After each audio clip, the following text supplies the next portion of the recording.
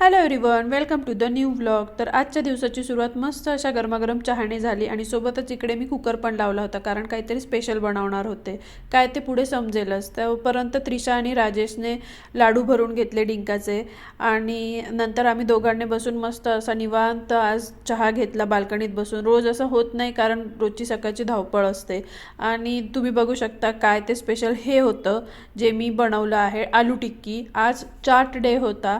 मस्त असं भरपूर आज मी चाटचे पदार्थ बनवले होते. इकडे दही वडे पण बनवणार आहेत, सो वडे मी तळून घेत आहे. इकडे रगडा पण रेडी आहे.